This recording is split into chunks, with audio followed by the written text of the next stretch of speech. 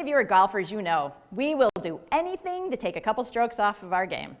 So he was all in if I could help with this. And his game got better. I stopped seeing him. I get a call from one of his daughters a few weeks later. Dad's not yelling at anybody anymore. No one can beat you up like you do, because you know all your most sensitive spots. So I ask again, when was the last time that you were kind to yourself, rewarded yourself for a great attempt, told yourself what a great job that you did?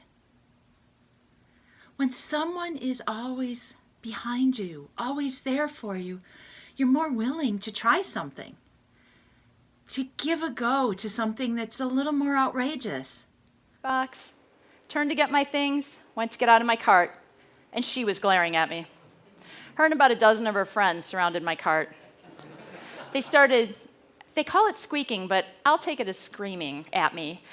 And everything shut down in my body. My heart started racing. My focus narrowed down. I needed to try to find a way to get away from them. I didn't know if they wanted food from me or if it was mating season, and I looked like the kind of girl who'd go after a peahen's guy. But I wasn't taking any chances.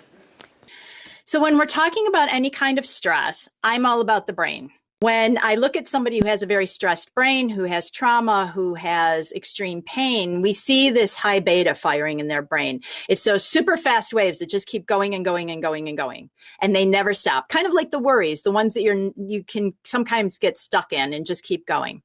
Has really taught me how to really think before I act. But we all have our weaknesses. Nordstrom's shoe department is mine.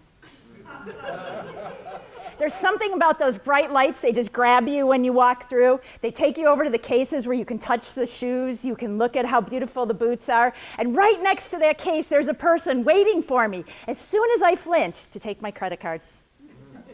Before I know it, I'm walking out the door with a bag in hand and a song in my heart. And Nordstrom's knows what they've got going on there. Think about it. Who has your back throughout your entire life? Hopefully your parents and family when you're small, friends and spouses who are present for parts of your life.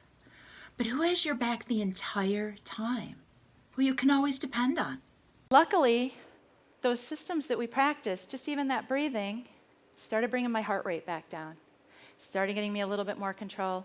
If you're a golfer, you know it's almost impossible with some screaming people behind you to actually hit that ball, as anything in the office can be the same way.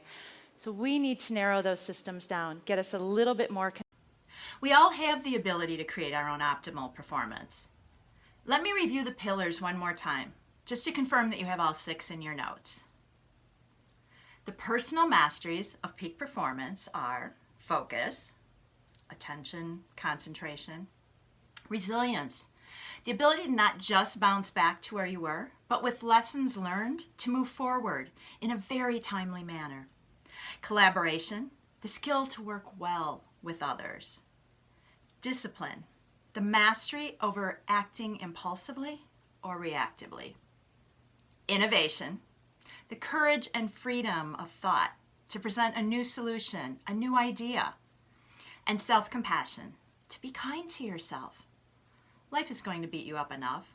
Please don't do it to yourself. All 6 are critical for peak performance, whether you are leading a championship organization, a sports team, or your family. Where are you going to start today?